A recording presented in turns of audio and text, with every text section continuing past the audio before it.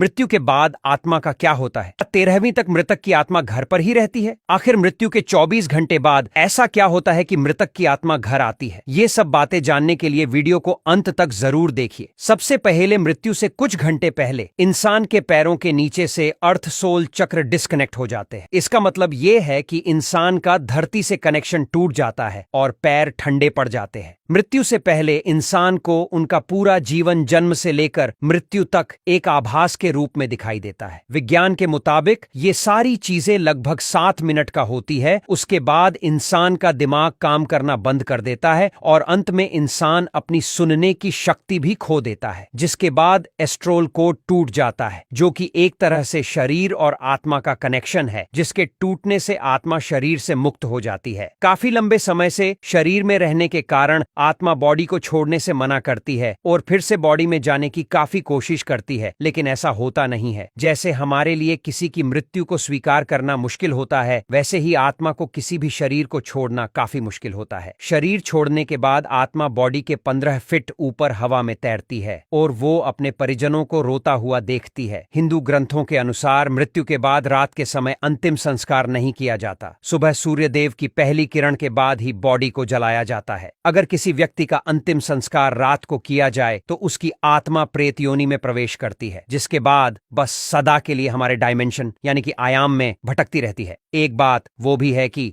मृत्यु के बाद शव को एक पल के लिए भी अकेला नहीं छोड़ा जाता। अगर शव को रात भर घर में रखा जाए तो पूरा परिवार रात भर शव के पास जाते हैं। ऐसा इसलिए क्योंकि मान्यता है कि शव को अकेला छोड़ने पर बाहरी प्रेतों शव पर कब्जा कर लेते हैं, इसलिए कोई रात में शव को अकेला नहीं छोड़ते। ग्रंथों के मुताबिक अंतिम समय में 2 यमदूत आते हैं और वे मरने वाले के साथ उनके कर्मों के आधार व्यवहार करते हैं। अगर मरने वाला अच्छा आदमी है तो उसे जल्दी मोक्ष मिलता है, लेकिन वो पापी है तो यमदूतों के टॉर्चर से तड़प तड़प कर मरता है, जिसके बाद एक प्रकाश में गुफा से होते हुए यमदूत यमलोक लेके जाते हैं। बाद में आग से लथपथ वैतरणी नदी पार करते हुए आत्मा को जाना होता है। जिसने अच्छे कर्म किए हैं वो आसानी से इस नदी को पार कर लेता है, लेकिन अगर कोई पापी है तो उसे काफी पीड़ा भोगनी पड़ती है। फिर आत्मा को यमराज के सामने खड़ा कर दिया जाता है और चित्रगुप्त जी उस व्यक्ति के पाप और पुण्य का लेखा जोखा यमराज के सामने रखते हैं और इंसान के कर्म के आधार पर उसे स्वर्ग या नरक भेजा जाता है। गरुड़ पुराण में बताया जाता है कि कुल 36 प्रकार के नरक है, यहाँ व्यक्ति को सजा दी जाती है। अगर कोई व्यक्ति सुसाइड करके प्राण त्यागता है तो उसे बहुत ज्यादा कठिनाइयां सहनी पड़ती है, क्योंकि उस इंसान ने समय से पहले ही अपने शरीर को त्याग दिया है। गरुड़ पुराण के अनुसार हमारे वास्तविक जीवन में किए गए हमारे कर्म ही हमें स्वर्ग या नरक का रास्ता दिखाते हैं। अगर कोई साधु है तो उसे मोक्ष की प्राप्ति तुरंत हो जाती है। आपको लगता होगा कि ये सब इसे कैसे पता? बता दे कि गरुड़ देव, जिनका बल अतुलनीय है,